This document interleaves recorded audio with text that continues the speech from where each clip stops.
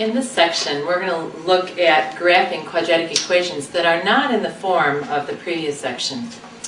We're going to look at quadratic equations that are in standard form, ax squared plus bx plus c.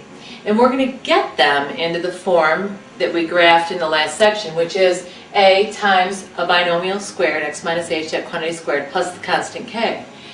So we're going to take this example right here and get it into this form, even though it's beginning in the standard form. And then what we're going to ask of you is to be able to find the vertex, the line of symmetry, the axis of the line of symmetry, and the maximum or the minimum point. So let's go ahead and do that. What you're going to be expected to do is take the first two terms in the quadratic equation and complete the square. So ignore the 5 for a minute. So I'm going to go ahead and write this as x squared plus 2x, and I'm going to put the minus 5 way over here. The way I completed the square, this is good practice from a previous section, is I took the coefficient of the x term, the 2, I cut it in half, and I squared that value. Well, that's a 1 squared, and so what I'm going to do now, this is different than the last time. Last time I added 1 to both sides of the equation. What I'm going to do here is I'm going to add 1 and I'm going to subtract 1. Essentially doing nothing. When you add 1 and subtract 1, you've added 0. So you've done nothing. But now what I'm going to do is I'm going to take this part of the expression and write it as a binomial squared. And it's going to be x plus 1. Remember, this is the value right here that goes in that spot. And then I'm going to collect these two terms. This minus 1 and this minus 5 gives me minus 6. And I now have this in this form, a quadratic equation in this form, where I have a coefficient in front of 1, it's just not written there, times this binomial squared minus my constant k. So what I need to do now is I need to state what my vertex is. Please remember the vertex is the opposite of this sign, so it's a minus 1. And it is the same as this sign in the y direction, or same value. So there's my vertex if I were graphing this. The line of symmetry is the line where x equals a negative 1 in this case, right here. It's the value that makes this expression equal to 0. It's where if I were graphing this in its totality, which I will ask you to do, that I would start with a negative 1 as my first value for x. And then because this has a coefficient of 1, then the graph of this problem is going to look like this. It's going to open like that. So I'm going to have a minimum for this curve. And please remember that the minimum is this value. That means, and again I'm going to try to sketch this real quick, my vertex, I'll go ahead and put a decent graph up here. My vertex is way down here at a negative 6, and this value is a negative 1. So there's my vertex. And that is my minimum point. This is my line of symmetry. And I'm just going to throw lines going up, with no accuracy at all. But that's approximately what this graph looks like. You would have to finish with the table as well. The problem that we're going to look at next.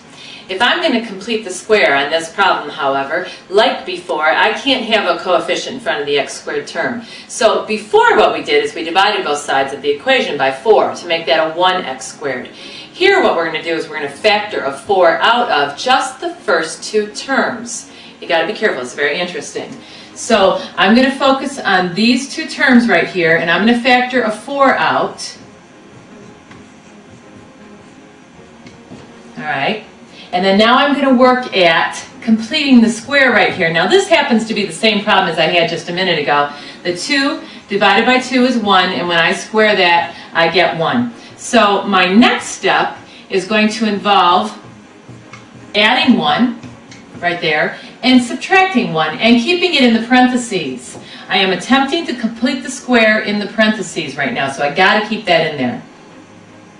Next, it is just that part right there that is called a perfect square trinomial. So that part can be written as x plus 1, that quantity squared.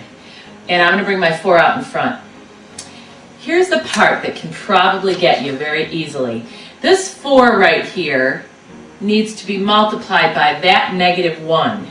Because I have the 4 multiplied by all 3 of these terms. That's right here.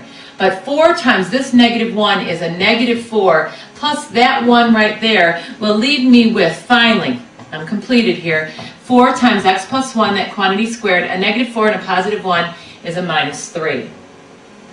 That's the equation I'm going to work with. Let me get this out of the way. In order to state my vertex, my line of symmetry, and my maximum or my minimum. So again, my vertex is the opposite of this sign for my x value, a -1. It is this value for my y value, a -3. This is my line of symmetry, x equals a -1. I'm looking to decide if this is a maximum or a minimum because this is a +4, and I'm going to try to sketch this relatively well. X is a -1, y is a -3. Let's call that the vertex. Very similar to the last problem. I see that this is going to be a minimum point, so I would state here that my minimum is a -3. That point right there, my output would be a -3. That's it. On top of it, I would like a more exact graph. I would like a table, you know, with some ordered pairs. And personally, I'm going to start with that -1 because that's the value that makes this 0. And I'm going to use a 0 and a 1 on one side and a -2 and a -3 on the other side and fill in those y values. But I'm looking to help you get this vertex, this line of symmetry, and this max or min. Let's graph one more problem, a quadratic equation. Here's the problem I'd like to look at. I'd like to do it again by completing the square and writing it in this form so we can state what the vertex is, the line of symmetry, and the max or the min point. Let's go ahead and remember you can only factor out of the first 2 terms. You leave that term alone all the time. And you have to factor out whatever is in front of the x squared term. So I must factor out a -4. I don't have any other choice. So I need an x squared here because a -4 times x squared is a -4x squared. And oddly enough, be careful with this. Now this is simple enough. A negative times a positive is a negative. I need a 7/4 x right there. Because, forget about sign, 4 times 7/4 is 7. So that's how I got my 7/4.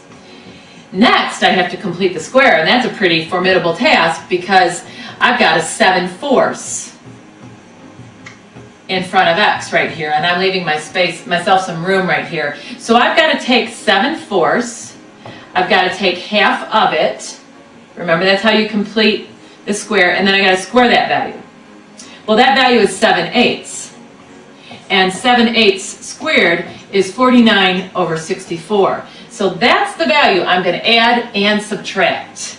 Remember, you add it, and then you take it away because you want to be adding 0. You don't want to affect this problem, and then I've got to bring down my +2 over here. So now I can take these first 3 terms right here, because they are the part that is a perfect square trinomial, and I can write that as x plus, please remember it is this value right here, it's the b value cut in half, so 7/8 is what's in the parentheses, squared, and then the -4 is in front. To keep this a little clean, I'm going to get rid of this now so you don't have to look at this anymore. And then next you need to remember that this -4 is multiplied by that term as well, and then I'll add it to the 2. So what I have then is a -4, and let's do that over here, times a -49/64. So first of all, that's going to be a positive, because a negative times a negative is a positive. So let's forget about signs now. 4 goes into here once, 4 goes into here 16 times, so I have 49/16. This times this is the equivalent of 49/16. I'm going to write the number 2 as 32/16, because it's equal to 2. Finally, I'm in my last step of cleaning this up.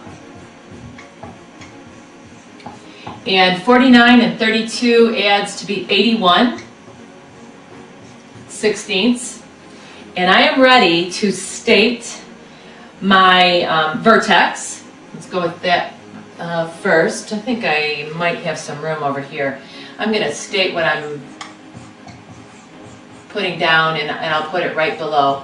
So my vertex, remember, is the opposite of what's inside the parentheses. So that's a -7/8, and it's exactly what's at the end here, 81/16. So that's a challenging problem. That's where in this case, it's going to be a maximum point, because I expect this curve to go like this, because of the -4 in front. I'm just totally sketching this, so I don't have a clue if that's close.